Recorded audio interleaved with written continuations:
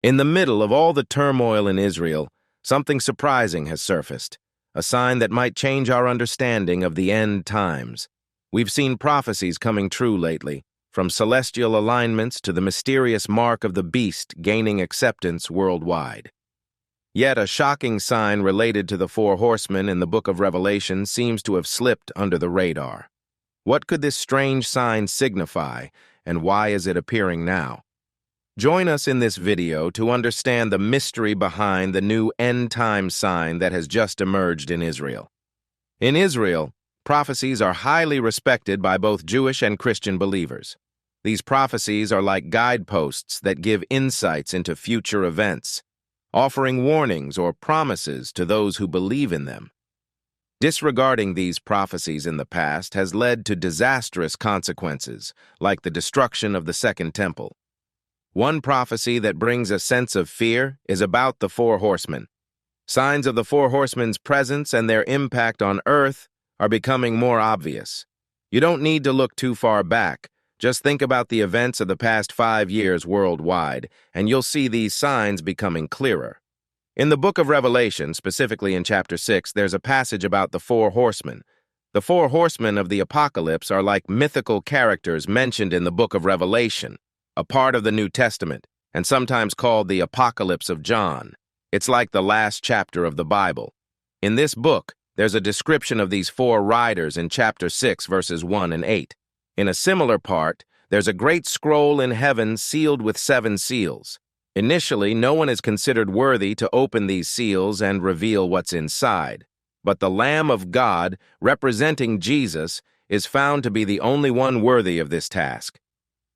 As the Lamb starts opening each seal, a series of severe judgments is unleashed upon the earth. These judgments, known as the opening judgments of the tribulation period, are represented by 4 riders on differently colored horses: white, red, black, and pale green. These colors are like symbols that stand for different big qualities or things. People mostly agree on what 3 of the horsemen mean. Red stands for war, black stands for famine, when there's not enough food, and pale stands for death and disease. But the rider on the white horse is a bit tricky. Some think he represents Christ, a good figure, while others think he might be the Antichrist, a not-so-good figure. The vision of each rider and horse talking about events related to the last days symbolizes a different end-time sign. Those signs have now appeared in Israel. Let's talk about the Four Horsemen revelation.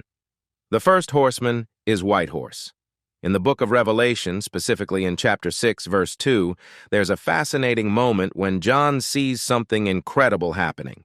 He describes it like this: "I watched as the Lamb opened the first of the 7 seals. Then I heard one of the 4 living creatures say in a voice like thunder, 'Come!' I looked, and there before me was a white horse. Its rider held a bow, was given a crown, and rode out as a conqueror bent on conquest." This verse has intrigued many people because it has a special meaning. Some think the white horse and its rider represent something significant. They see it as a symbol that hints at a deeper meaning. For some, this white horse is thought to represent the Antichrist, a character mentioned in another part of the Bible in the book of Daniel. In Daniel's prophecies, the Antichrist is described as a not-so-good leader who will make a peace treaty, but will also do harmful things. According to this way of thinking, the appearance of the white horse and its rider signals the arrival of the Antichrist. It marks the start of a 7-year period when God's judgments are happening on the earth. People often call this time the tribulation or the Great Tribulation. So the white horse, with its rider holding a bow and wearing a crown, represents the Antichrist's tricky and conquering nature. It's like a symbol that tells a story about a period of challenges and judgment according to some interpretations of the Bible. The bow in the rider's hand on the white horse is like a symbol showing that the Antichrist might use war and political tricks to gain control. It suggests that he'll be a powerful and strategic leader. The crown he wears represents his authority and power, and some people believe that this power comes from a supernatural source, like something beyond the natural world that helps him become powerful. To understand what's happening in Israel, Let's take a closer look at who this Antichrist is. The term Antichrist isn't directly in the book of Revelation, but shows up in other parts of the Bible, like in 1 John chapter 2, verse 18, where it talks about many antichrists coming and indicates that it's the last hour. According to the Bible, the Antichrist is someone who goes against Christ. In 1 John chapter 2, verse 22, it says the Antichrist denies the Father and the Son, and in 4:3 it refers to those who oppose Christ's teachings as the Antichrist. So the Antichrist is described as someone who tries to deceive and lead people away from the truth. Even in the book of Daniel, there are mentions of a figure known as the little horn, or the man of sin. The book of Daniel describes this person as a powerful and prideful rider. This ruler exalts himself above all gods and causes trouble for God's people. Some think this person is connected to the end times and is an opponent of God's followers. People believe this figure in Daniel's prophecies is like a preview or hint of the Antichrist mentioned in other parts of the Bible. They think the Antichrist will show up in the future and have similar traits to this little horn in Daniel. If we look into the book of Revelation, especially in chapters 13 and 17, there are more details about the Antichrist. It talks about a powerful entity, like a beast, with political and military strength, and getting worship and authority from the world. There's also mention of a false religious system represented by a harlot that tricks people away from the true worship of God. The second horseman is Red Horse. After the first seal was opened and the white horse with its conqueror appeared, the next part of John's vision unfolded with the opening of the second seal. John describes it like this: When the Lamb opened the second seal, I heard the second living creature say, "Come." Then another horse came out, a fiery red one. Its rider was given the power to take peace from the earth and to make men slay each other. To him was given a large sword. Now John sees a second rider, but this time on a fiery red horse. The rider on this red horse is given the power to snatch away peace from the world. This leads to people turning against each other and causing a lot of bloodshed. The rider is holding a big sword, symbolizing the violence and conflict that will follow. It's interesting to compare the first rider on the white horse and the second rider on the red horse. The white horse rider came to conquer, seemingly bringing a kind of peace, but he didn't have a sword. In contrast, the second rider on the red horse came with a sword, indicating a deliberate act to remove peace from the earth. Despite any promises the Antichrist might make about peace, it seems that there will be a lot of hostility. People will rise against each other, and true peace will be hard to find. The peace treaty the Antichrist might arrange could end up being ineffective, maybe even a tactic to strengthen his control. It's reasonable to think that the Antichrist, in his quest for control, might use warfare against those who don't agree to follow him under the peace treaty. This lack of peace would lead to a lot of trouble and chaos around the world. The consequences of having no peace at all would be severe, and the situation for people living during this time would get worse quickly. There won't be any relief from the increasing problems because the Lamb of God keeps opening the remaining scrolls, revealing more about what will happen. The prophecy shows a vivid and serious picture of a world in turmoil. The absence of peace, along with the continuous revealing of the seals, hints at a time of great suffering and tribulation. As each seal is opened, it's like the intensity of the events increases, making the already difficult circumstances even more challenging. The seals act as a way for divine judgment, showing God's plan for the earth. The upcoming seals, which are still waiting to be opened, will bring more revelations and judgments that will shape the course of history during this extraordinary time. The third horseman is Black Horse. John saw another rider in his vision as the Lamb kept opening the seals. This time, it was the third horseman, and he was riding a black horse. John describes it like this: When the Lamb opened the third seal, I heard the third living creature say, "Come." I looked, and there before me was a black horse. Its rider was holding a pair of scales in his hand. Then I heard what sounded like a voice among the four living creatures saying, a quart of wheat for a day's wages and 3 quarts of barley for a day's wages, and do not damage the oil and the wine. Now this rider on the black horse had a specific job on earth. The job was about selling food, where a measure of wheat would cost a penny, and 3 measures of barley would also cost a penny. The term penny refers to a Roman coin called the denarius, which was the same as a day's wages for an average worker, especially Roman soldiers. But here's the catch. The term measure means an amount smaller than a quart, which is what one person would typically eat in a day. So this part of the Bible is saying that food prices will go way up. A whole day's work will only get you enough food for that day, raising concerns about how people will manage over the weekends or support their families. This kind of scarcity suggests that the world will face poverty, likely because of the global warfare that will happen. The rider is shown holding scales, indicating careful weighing and measuring of goods. In verse 6, he's told not to harm the oil and the wine, reinforcing the idea of strict rationing during this time of scarcity. To get an idea of what this rationing might be like, think back to the toilet paper shortage in many stores in 2020, but on a much smaller scale. The imagery suggests that people will be careful in how they use their resources, especially when it comes to things like wine and oil.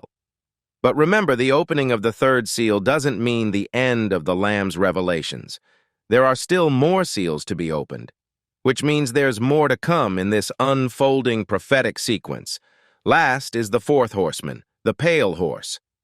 As the Lamb kept opening the seals, the 4th seal revealed the arrival of the last rider. This rider was on a pale horse, likely a pale green color based on the Greek word used by John. Well, this pale horse is specifically referred to as death. The text says, "I heard the voice of the 4th living creature say, 'Come.' I looked, and there before me was a pale horse. Its rider was named Death, and Hades was following close behind him. They were given power over 1/4 of the earth to kill by sword, famine, and plague, and by the wild beasts of the earth." As we have said, what makes this rider different from the others is that he has a name, Death. Following closely behind Death is Hell. In this passage, Death is given power over 1/4 of the earth, with the authority to bring death through various means. Death uses the sword, symbolizing warfare and violence, and also brings about death through hunger, disease, and attacks by wild animals. This suggests that the previous 3 horsemen were unleashed upon the earth almost simultaneously. The 4th horseman, Death, takes the lives of many through battles, referring to the wars started by the 2nd horseman. Additionally, Death claims victims through hunger, pointing to the famine and rationing caused by the 3rd horseman. Moreover, people are also killed during this time by attacks from wild animals, highlighting the dangerous nature of the environment. Surprisingly, 1/4 of the Earth's population is affected by Death's arrival, and he is closely followed by Hell. Some interpretations suggest that the mention of 1/4 of the Earth could represent an entire geographic region, like North America, rising up and resisting the Antichrist, only to face complete extermination through warfare, famine, and attacks by wild animals as the Antichrist retaliates against them. However, it's crucial to understand that interpretations of such symbolic passages may differ. The imagery presented in the 4th seal emphasizes the event's seriousness. The pale horse and its rider Death create a feeling of fear and foreboding. The authority given to Death to take lives through various means underscores the devastating consequences of these turbulent times. The presence of Hell closely following amplifies the gravity of the situation, suggesting a descent into darkness and spiritual turmoil. Besides knowing about the 4 horsemen, now comes, what does the sign of the 4 horsemen represent today? The black horse mentioned in the book of Revelation represents an event of extreme inflation. Inflation happens when prices skyrocket, decreasing money's value over time. This becomes a threat to society and makes it hard for regular people to afford basic things. In simple terms, imagine if the price of everything you buy suddenly went up a lot. Your money wouldn't be worth as much, and buying the things you need would be tough. However, The rich people can still afford luxury items, as hinted by the phrase, "See thou hurt not the oil and the wine." In our world today, inflation affects people differently based on how much money they have. The opening of the third seal in Revelation, which reveals the black horse, shows that there's going to be economic trouble and suffering. The black rider represents famine, and the scales in hand indicate food rationing because there won't be enough food. This has happened in different parts of the world throughout history. In our modern world, we're familiar with inflation, which measures the increasing prices of things over time. The passage in Revelation describes prices getting so high that a day's wage can only buy the ingredients for bread. This is like how inflation in real life can make the cost of living very hard for people. To relate these ancient verses to our current situation, think about the Consumer Price Index, CPI, which shows rising prices for goods and services. Recent data even shows a 3.7% increase in August. The rise in inflation, where prices keep going up, makes it harder for individuals and families to afford basic needs. Even though inflation rates might go up and down, the overall trend is upward, and it doesn't mean things are getting cheaper. It shows that prices are still increasing, just at a slower pace. This is essential to understand because it explains people's economic challenges when inflation affects their ability to meet basic needs. Despite the rising prices, there's a prophetic event indicated by the imagery of the black horse and its rider slowly entering the world stage. This resonates with our current economic struggles. But in the midst of uncertainties, there's an encouraging message to share. Inflation may cause stress about the future, but it's crucial to remember that a higher power is at play. The God of Abraham, Isaac, and Jacob is more significant than our current economic concerns. No Christian has been forsaken throughout history, no matter how much inflation rises. What we see now might just be the beginning, with the black rider symbolizing famine and economic challenges potentially intensifying. However, as believers, fear is not what we're supposed to feel. In challenging times, turning to the scriptures provides comfort. In Psalm 23, David's words take on new depth as he shifts from speaking about God in the third person to addressing God directly. In the valley of the shadow of death, David's conversation becomes deeply personal. This shift emphasizes a direct and personal communion with God, reassuring us that He is with us and alleviating the fear of the future, the present, or economic challenges. Matthew chapter 10, verses 29 and 31 reinforces God's care, highlighting that even sparrows sold for a penny do not fall without the Father's knowledge. These verses underscore God's meticulous attention to the smallest details of our lives, urging us not to fear but to greatly value Him. If you ever feel alone or overwhelmed, remember that you are not abandoned. God is with you, watching over your family. Despite overwhelming worldly concerns, it's essential to recognize their temporary nature in the grand scheme of eternity. These challenges are fleeting, and heaven awaits, where we will spend eternity with God, free from the worries of this world. While the Four Horsemen in the Bible may seem to have power over a part of the world, Christians today find hope in knowing that even more catastrophic events are on the horizon in the end times. Christians may face these horsemen experiencing death, disease, famine, and trials, especially due to the actions of the Antichrist. In these trying times, the ultimate hope lies in Jesus, who will eventually conquer all hardships. So what do you think of the new end-time sign appearing in Israel? Comment below and subscribe for more.